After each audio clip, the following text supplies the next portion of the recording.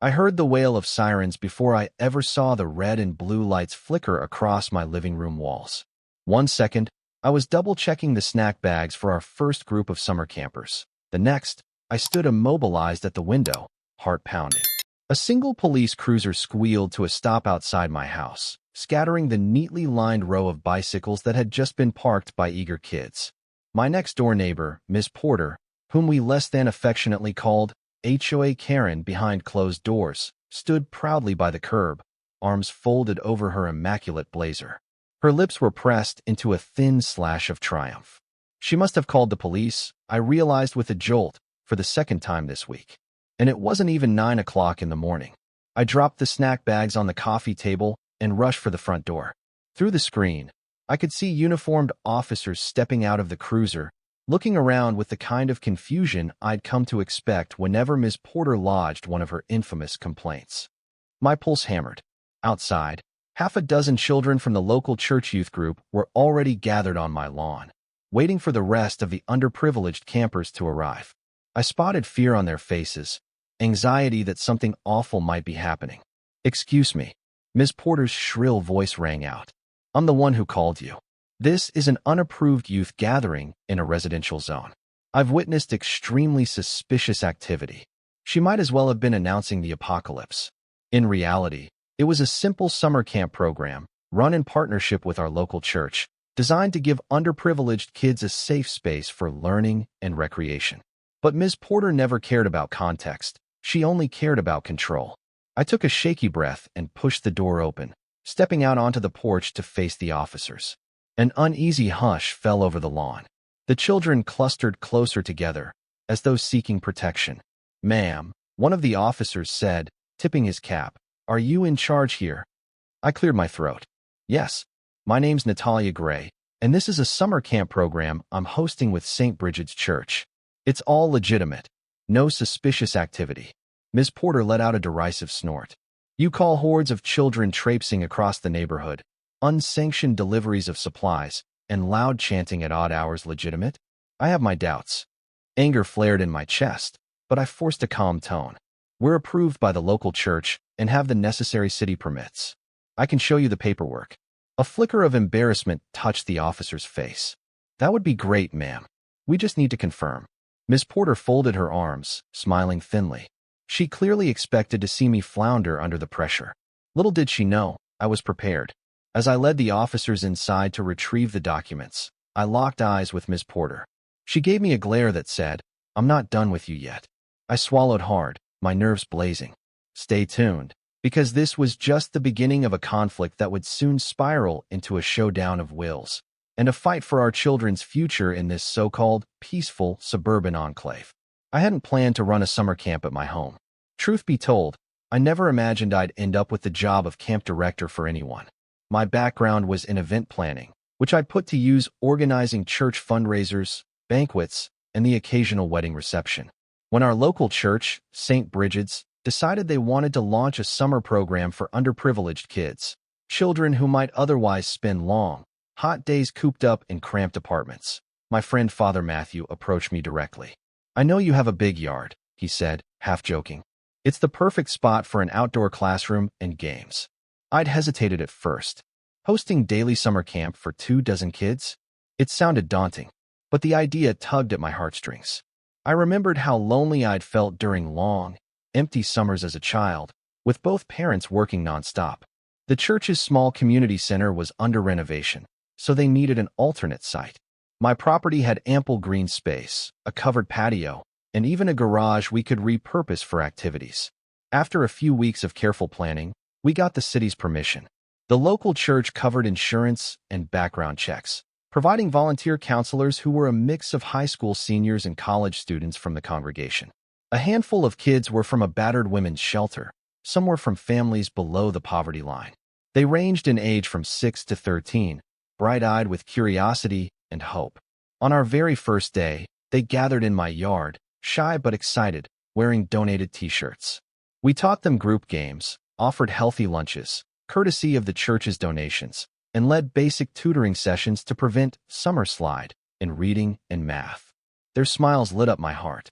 But Ms. Porter, My next-door neighbor and newly elected treasurer of our HOA apparently saw only chaos. She wasted no time expressing her disapproval, one glare from her front porch, then another. By the end of the first week, she'd posted a scathing comment on the neighborhood message board, complaining about unregulated youth presence. I tried to reason with her, even inviting her to see the schedule and planning documents. She'd brush me off with a smug tilt of her chin, muttering something about property values.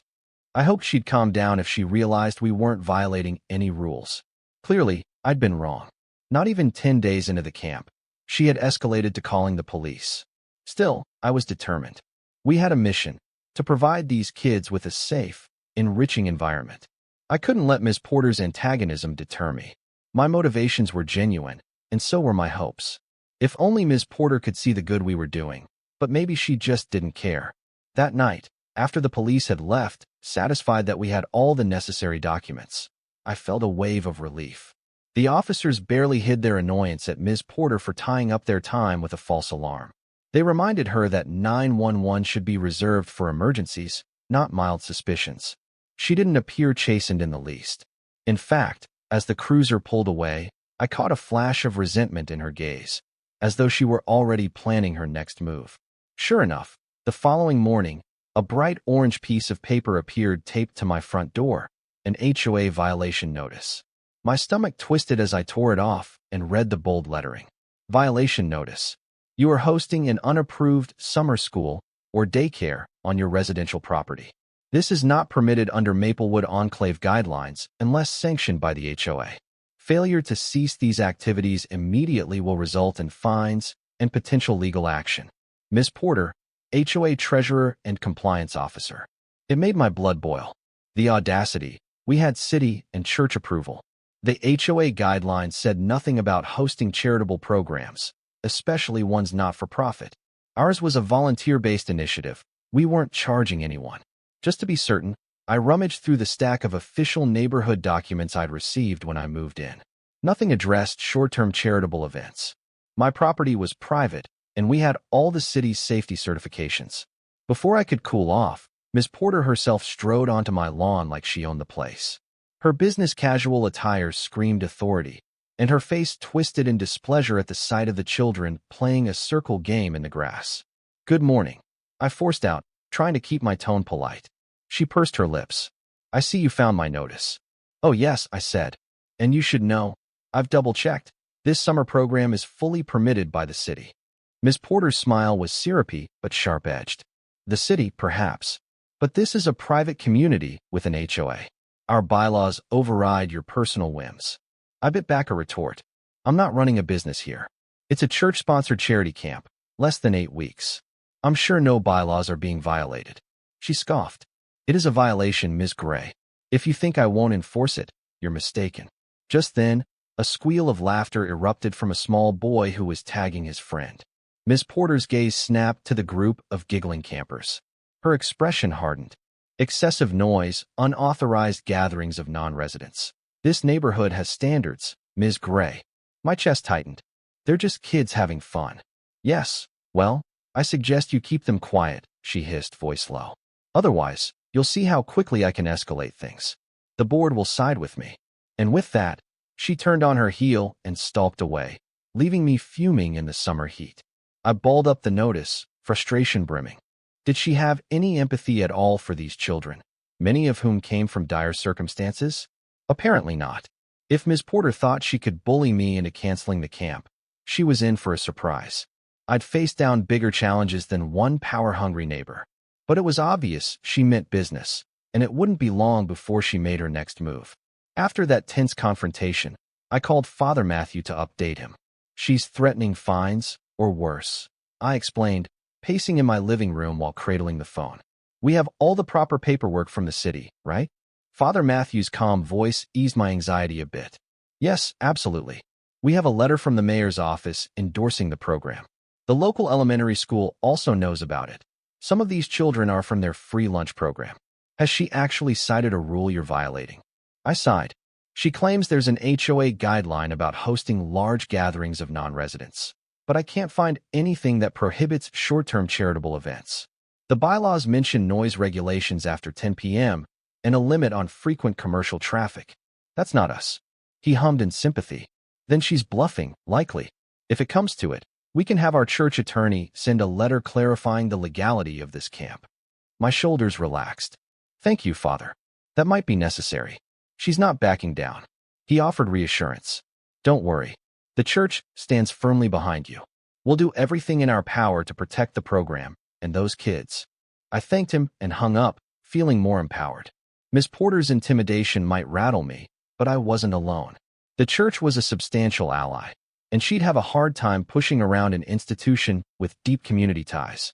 Later that day, a small group of volunteers from St. Brigid's arrived to help set up the next week's activities. Arts and crafts, soccer drills, reading circles. They brought along donated supplies. Paints, construction paper, even an old bookshelf to store free reading material for the kids. As we carried items into my backyard, Miss Porter stood on her porch, arms crossed, glaring. It sent a chill down my spine, but I did my best to ignore her. The volunteers whispered among themselves, shaken by her visible hostility. Does she disapprove of kids having fun? One volunteer, Becky, wondered aloud. That's so sad. I forced a smile. She's fixated on rules and property values. Becky shook her head. I'd think a community would be happy to see a charitable camp. I guess she doesn't understand the difference it can make. I sighed, glancing again at Miss Porter, who refused to break eye contact. We'll show her. Once the board sees we've done everything lawfully and how beneficial it is for the neighborhood, maybe she'll be forced to back off. Yet even as I said the words, doubt gnawed at me. She seemed so determined to sabotage our efforts. If a mere letter from the church or the city wasn't enough to stop her, what would it take? The days passed in a whirlwind of camp activities. We taught the children basic cooking lessons, introduced them to reading circles under the shade of my oak tree, and arranged a mini science fair with vinegar volcanoes and paper airplanes. Their laughter filled the air. I wished I could say Ms. Porter's threats vanished, but her presence lingered like a storm cloud.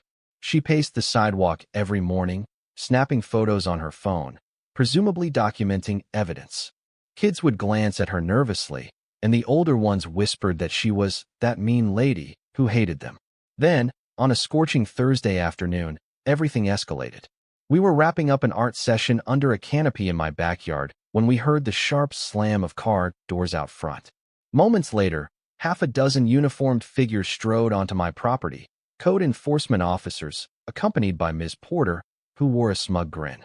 "Stop what you're doing," barked the lead officer, a stout man with a clipboard. "We're here to inspect for code violations." My heart thudded against my ribcage. Code violations? Like what? The man scanned the yard, frowning at the canopy and folding tables. Hosting a large-scale event without the proper safety measures? The neighbor here, he gestured to Ms. Porter, filed a complaint stating your property might be unsafe for group gatherings. I was speechless. Ms. Porter's expression said it all. She thought she'd found a clever loophole, claiming that my property was structurally unsound or lacked emergency exits for a group event. I forced a calm tone. We have the city permit. The yard meets safety standards. No permanent structures. We're well below capacity limits. The officer squinted, flipping through papers. We need to verify. They spent the next hour combing my property, checking fence boundaries, measuring the yard, even peeking under the canopy for fire hazards. The kids watched, anxious, some hugging each other. I did my best to reassure them. Finally, the officer cleared his throat. Everything looks up to code. Honestly, ma'am, I see no issue. The permit from the city explicitly covers gatherings of up to 30 people, and your yard can handle that. A wave of relief washed over me. Ms. Porter's triumphant smile faltered. Are you sure? What about the extension cord running from the garage? He frowned, glancing at the cable that powered a small fan. It's plugged into a GFCI outlet, taped down to avoid tripping hazards. Perfectly safe. No citation here. Ms. Porter's cheeks reddened. But, I was told this was an illegal daycare. Untrained staff, no licenses, potential child endangerment. The officer gave her a thin, polite smile. We handle physical code violations, ma'am. This is a volunteer program. No sign of negligence, no overcrowding. Sorry, I bit my lip to keep from smirking.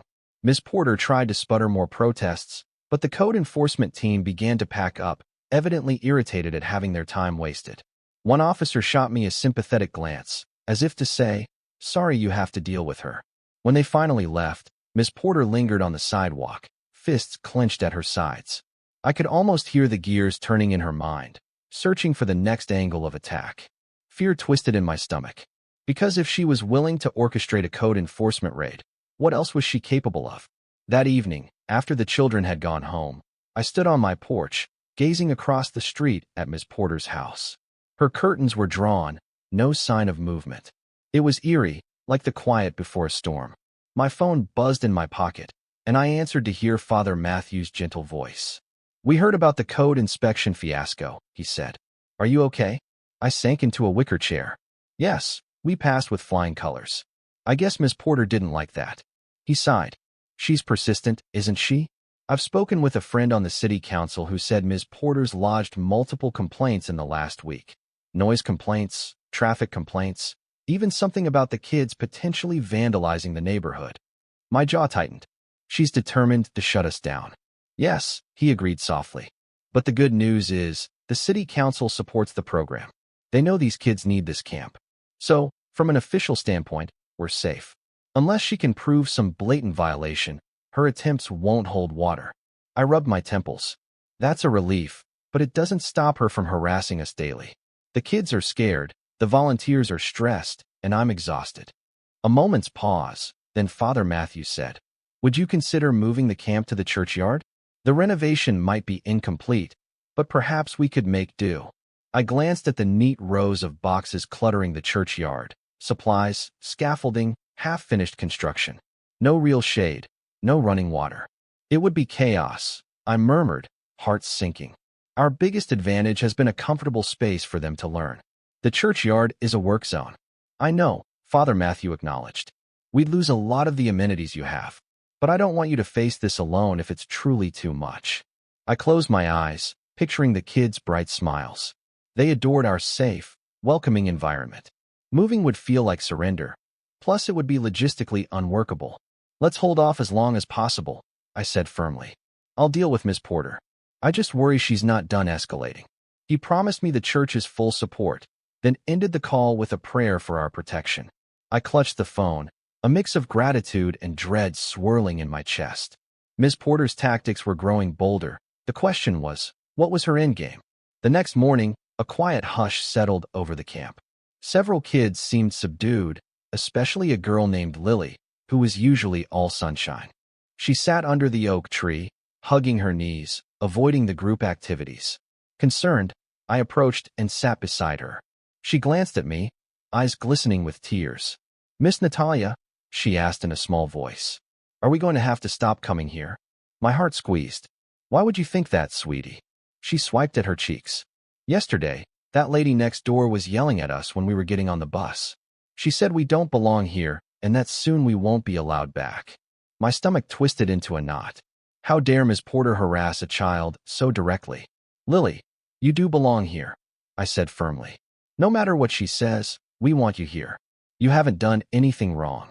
We're just having fun and learning, right?" She sniffled. "That's what I told her. I said we have church permission." She laughed and said the church can't stop her from calling the cops. She said we're troublemakers. Anger flared within me, but I kept my voice gentle. "I'm so sorry she said that. She's wrong. You're not troublemakers. You're amazing kids, and we want you here." Lily nodded, tears rolling down her cheeks. "Okay." I gave her a comforting hug. "How about we join the others for the art project? We're making summer memory collages." She smiled shakily and stood, walking with me toward the craft table. But I couldn't shake my fury. Miss Porter's hostility was bad enough when directed at me or city officials, but cornering a little girl to spew her venom? That was a new low. As the day wore on, I noticed other kids were on edge too. A few whispered about Miss Porter's threats. A boy named Jackson said he was afraid to ride his bike on the street because she'd shouted at him about scuffing the pavement.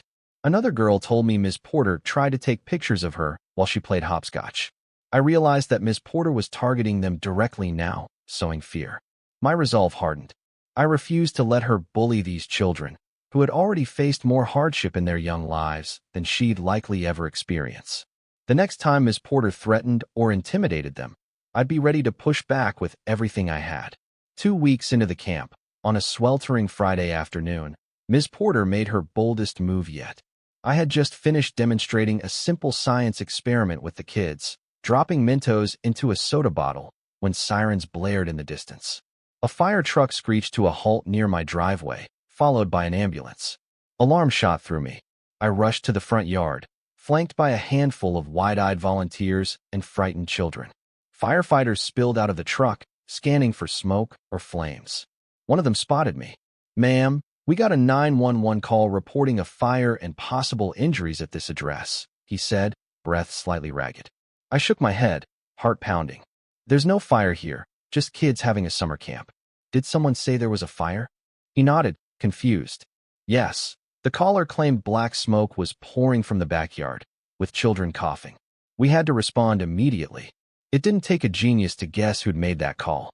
Miss Porter hovered by the sidewalk, a phone clutched in her hand, trying to look innocent. Rage boiled in my veins. She had deliberately lied to emergency services. The firefighters performed a quick inspection anyway, finding no sign of smoke or hazards. The paramedics looked around, equally baffled. Meanwhile, the children stood in small huddles, some trembling from the sudden chaos. Once the responders realized it was a false alarm, their exasperation was palpable. One firefighter approached Ms. Porter. "Ma'am, are you the one who reported a fire?" She bristled, clearing her throat. I smelled smoke. I worried for the children's safety. Better safe than sorry, right? He shot her a reproachful look. "We found no evidence of a fire. We handle real emergencies. Making a false report is serious." She waved a dismissive hand. "Well, perhaps it dissipated by the time you arrived. In any case, I was only thinking of the children's welfare." My fists clenched. She was outrageous. The lead firefighter exchanged a glance with me, murmuring an apology for the inconvenience before they packed up to leave. In the aftermath, I approached Ms. Porter, my voice trembling with controlled fury. "You do realize what you just did? You diverted emergency services. If there had been a real fire elsewhere, you could have endangered lives." She stuck her nose in the air. I smelled something. It seemed urgent. "I'm not responsible for their overreaction." My anger flared. "That was a deliberate lie, and you know it. You've made these kids terrified for no reason. This is harassment." She smirked. "Good luck proving that." Then she turned on her heel and strode back into her house, leaving me seething in my empty driveway. A wave of exhaustion and resentment threatened to overwhelm me. Ms. Porter had escalated from petty complaints to calling 911 with a false alarm, and she wasn't even sorry. But something in my gut told me this might be the turning point.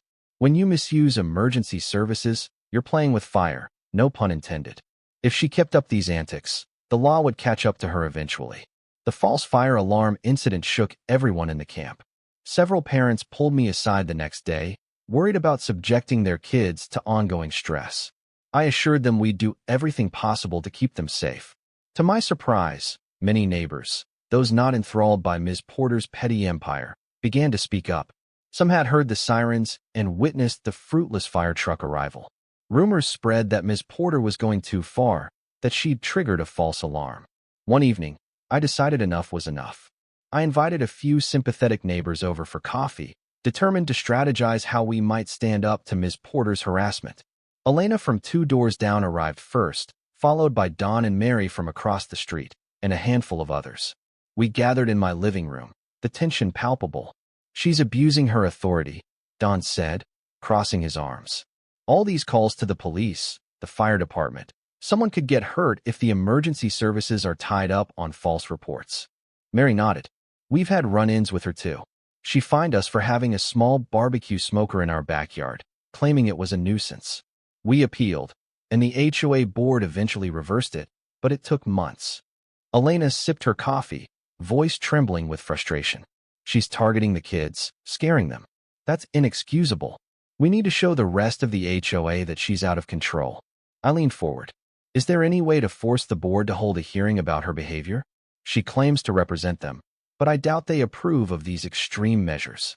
Dawn shrugged. "The board generally defers to the compliance officer, her position. But if enough neighbors file complaints or sign a petition, they might have to address it publicly." Mary's eyes lit up. We can gather signatures from those of us who see the good this camp is doing. We can mention the false 911 calls, the intimidation. If the board sees how many people oppose her, they might rein her in. Elena snapped her fingers. Yes, and we can present it at the next HOA meeting, which is in 2 weeks. She can't ignore a room full of angry neighbors. A flicker of hope warmed my chest. Let's do it. I'll draft a letter outlining her harassment and the specifics of the false calls. Anyone who's witnessed her behavior can attach statements. They all agreed, energized. My living room buzzed with resolve, a sense that maybe, united, we could stand up to Ms. Porter's bullying. Before they left, Elena squeezed my arm gently. Thank you for not giving up on these kids, Natalia. We're with you. I smiled, touched. They deserve a chance to have a safe and happy summer. Ms. Porter isn't going to stop us from making that happen. Yet as I watched my neighbors depart, I couldn't quell the worry nagging at me. Ms. Porter wielded significant influence on the board, and if she felt cornered, who knew what stunt she might pull next? One scorching afternoon, shortly after we began circulating the petition, Ms. Porter arrived with a self-appointed inspection team.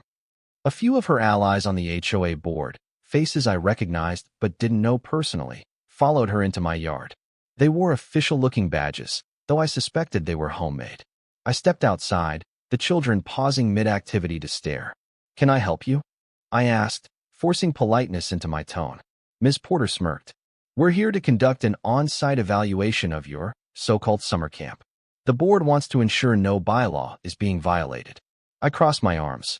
I haven't received any notice of an official HOA inspection. One of the board members, Ms. Clark, cleared her throat. We decided it best to do a surprise visit, to see the day-to-day operations unvarnished. Right, I muttered. Well, you'll find everything in order, as usual. They proceeded to wander through the yard, scribbling notes. The kids fidgeted, uneasy. A volunteer counselor whispered to me, "This is so creepy. They're poking around like it's a crime scene." I nodded grimly, following them from station to station. The older kids were in a tutoring circle on the patio, supervised by Becky, while the younger ones were coloring on the lawn. Miss Porter took out her phone, snapping photos of every detail, especially the children. I stepped forward, blocking her view. Please don't photograph the kids. Some are here anonymously due to family situations. She gave me a razor-thin smile. I'm documenting for the board's records. If you have a problem, take it up with them. Anger flared in my chest. The other board members looked uncertain, but none contradicted her. I inhaled sharply, reminding myself I had no legal recourse to stop her from taking pictures in a public setting. But it felt invasive. Finally, Miss Porter turned to me, a triumphant glint in her eye.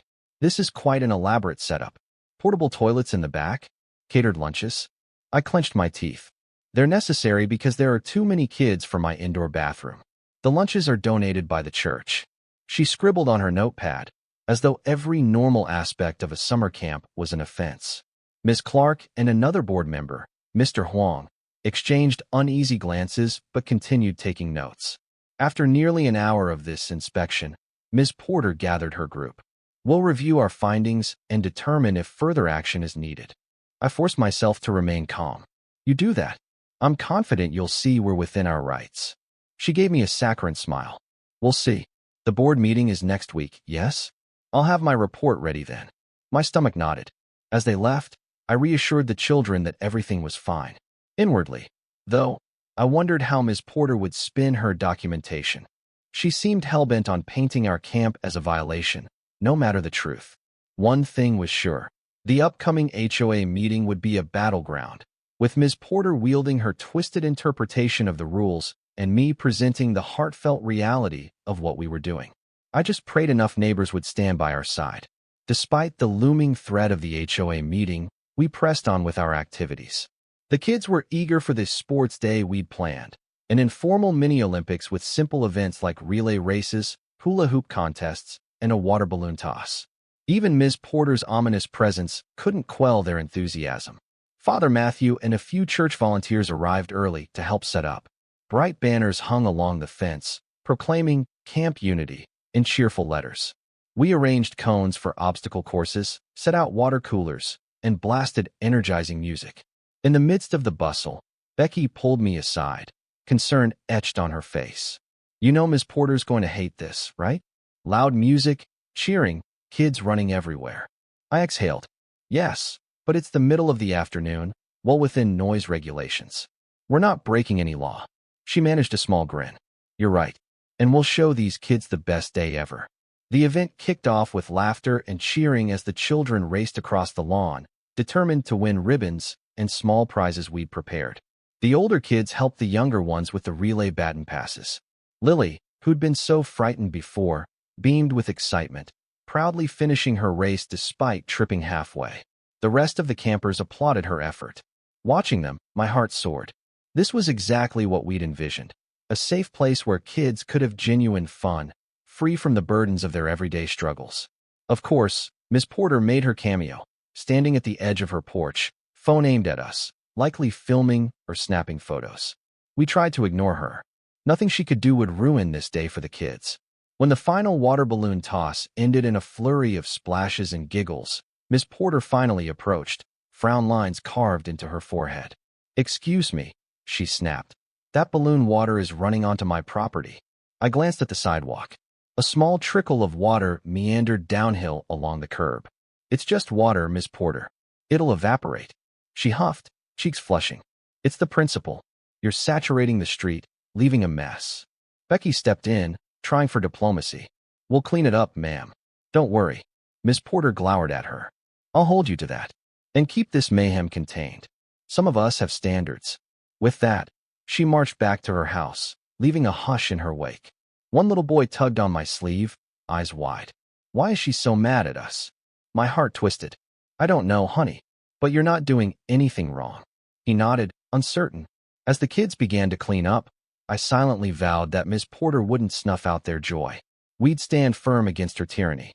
The next HOA meeting was just days away, and I prepared for a full-blown confrontation. When the night of the HOA meeting arrived, the small community center was unusually crowded.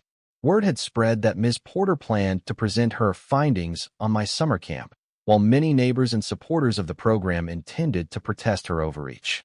Inside the modest room, fold-out chairs were arranged in rows facing a long table where the HOA board sat. 5 members in total, including Ms. Porter. She looked smug in her seat, wearing her typical business-like attire and holding a thick folder labeled Summer Camp Violations. I took a seat in the front row alongside Father Matthew and a handful of volunteers. Don and Mary, who'd helped circulate our petition, sat right behind me. The air hummed with tension. The HOA president, Mr. Hernandez, cleared his throat, calling the meeting to order. He rushed through minor agenda items, landscaping budgets, parking regulations, while the audience fidgeted. Finally, he flipped a page and said, "Now we'll address the next major topic, an alleged violation on Ms. Natalia Gray's property concerning an unauthorized summer camp." Ms. Porter stood, smoothing her blazer. "Thank you, Mr. Hernandez. I have compiled extensive documentation." She tapped the folder, then rattled off a litany of complaints. Increased foot traffic, excessive noise, potential safety hazards, and her personal favorite, lowering property values. Her voice dripped with disdain as she described groups of children who roamed the neighborhood, nondescript vans, our church bus, dropping them off, and out-of-control ruckus emanating from my lawn. She even flashed a slideshow of photos, kids playing tag, volunteers unloading supplies, some parents picking up their kids. Every photo was spun as if it were a sign of chaos or wrongdoing. My blood boiled, but I kept calm. When Ms. Porter finished, Mr. Hernandez turned to me. "Ms. Gray, do you wish to respond?" I rose, my heart thumping. "Yes, Mr. Hernandez. First, this is not some for-profit enterprise. It's a charitable summer camp sanctioned by St. Bridget's Church and approved by the city. We have the proper permits and liability coverage. These kids are here for 8 weeks, at most, to learn, play, and receive healthy meals. We've never violated the noise ordinances. We keep our property clean, and we follow every guideline." Ms. Porter snorted. "The constant disruption." I held up a hand. "Please let me finish. The disruptions you mention are just children playing. Our activities occur during daytime hours. We have no record of neighbor complaints except from you. Our weekly trash is taken out properly. We ensure no child wanders onto other properties." I have affidavits from multiple neighbors attesting that we do not disturb them. I gestured to the row behind me, where Dawn, Mary, and others waved the petition. We have over 30 signatures from residents who support this program. Some have children in it. Others simply believe in its cause. We've also documented Ms. Porter's repeated calls to emergency services, which the police and fire department deemed unwarranted. A ripple of murmurs spread through the room. Ms. Porter's jaw tightened. I pressed on, voice shaking with emotion. These kids come from challenging circumstances. This camp provides a safe haven, a place to learn and grow without fear. We're not harming property values. We're uplifting the community. If Ms. Porter has personal objections, that's one thing. But her attempts to shut us down are baseless. Father Matthew stood next, adding the church's official stance, referencing letters of endorsement from local officials, even mentioning how the mayor's office praised our program. The tension in the room escalated as Ms. Porter's face flushed with anger. Finally, Mr. Hernandez asked the board if they had any questions. One member, Ms. Clark, who joined Ms. Porter's earlier inspection, cleared her throat. I must admit, I saw no flagrant violations. It seemed well organized, no obvious safety issues. Another board member nodded agreement. Ms. Porter snapped. Well, you must be blind to the chaos. They even had a so-called fire emergency last week. A soft gasp went through the crowd. I spoke up quickly. That was a false alarm, called in by Ms. Porter. The fire department found nothing. Ms. Porter opened her mouth to retort, but Mr. Hernandez raised his hand. Ms. Porter, do you have evidence of actual policy violations? The city permit and endorsements seem legitimate. She reddened, flipping through her folder. I have photographic proof of noise levels, yard modifications, traffic backups. Don piped up from the audience. Noise levels and photos? That's nonsense. Ms. Porter shot him a glare. It's the principle. A heavy silence hung. Mr. Hernandez sighed, exchanging glances with the rest of the board. It appears we lack any concrete violations that warrant shutting down the camp. Ms. Gray's documentation is in order, and multiple neighbors support the program. Ms. Porter looked as though she might explode. But property values. Mr. Hernandez shook his head. There's no evidence it impacts them negatively. The summer camp is temporary and city-sanctioned. Unless you provide definitive proof of wrongdoing, I see no reason to levy fines or force closure. A surge of relief washed over me. I stifled the urge to cheer. Ms. Porter's face twisted, frustration warring with disbelief. She tried one last gambit. But I have official standing as compliance officer, and I know this is detrimental. You must trust my judgment. Another board member, Mr. Huang, spoke up gently.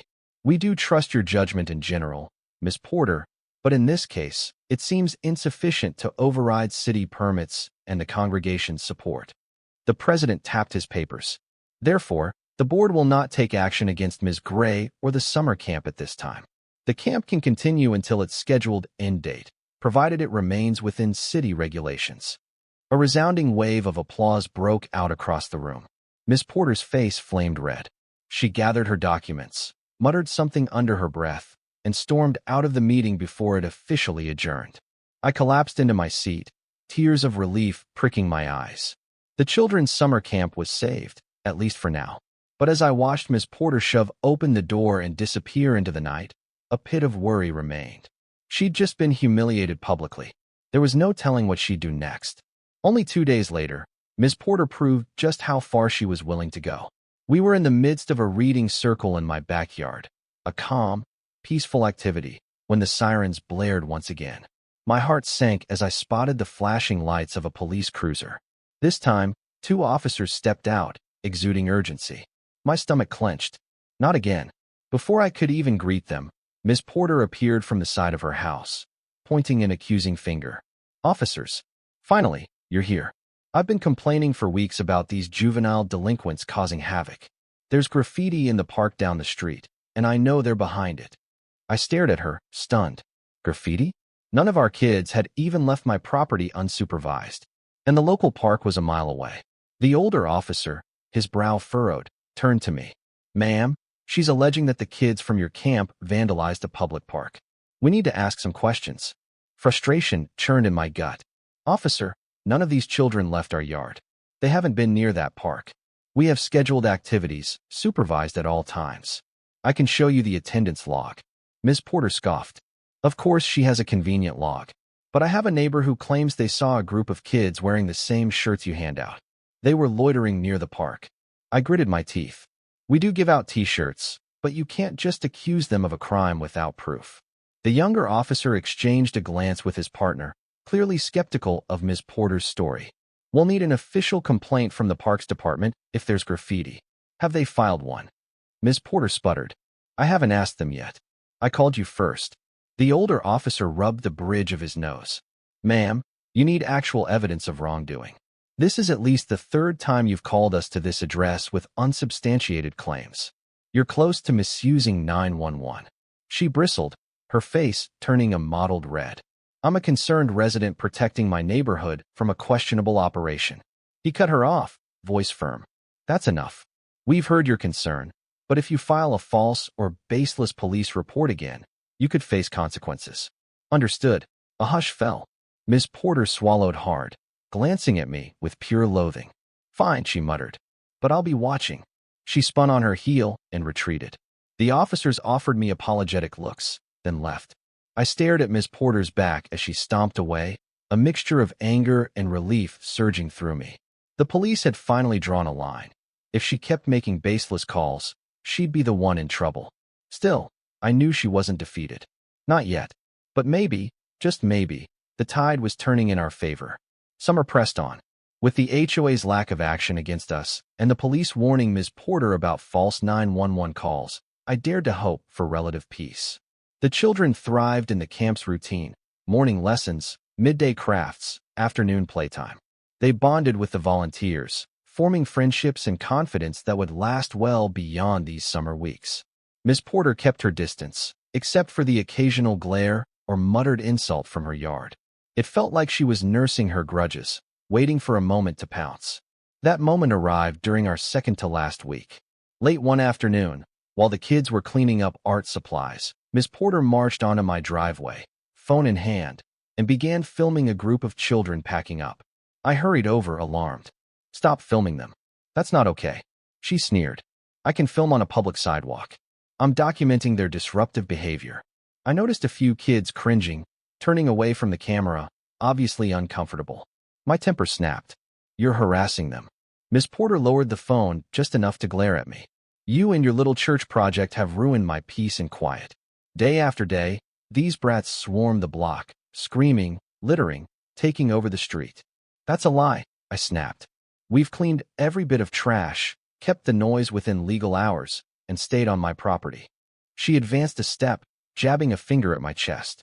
This ends. I'm done tolerating it. If the HOA won't shut you down, I'll find another way. A chill ran down my spine. Are you threatening me?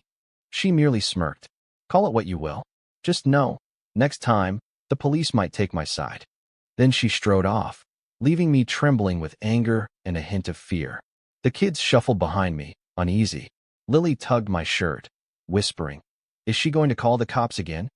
I forced a reassuring smile. Don't worry, sweetie. She can't do anything as long as we follow the rules. Inside, though, Dread gnawed at me. Miss Porter was a master at conjuring false narratives. If she found some small incident to twist against us, she might manipulate it into a serious accusation.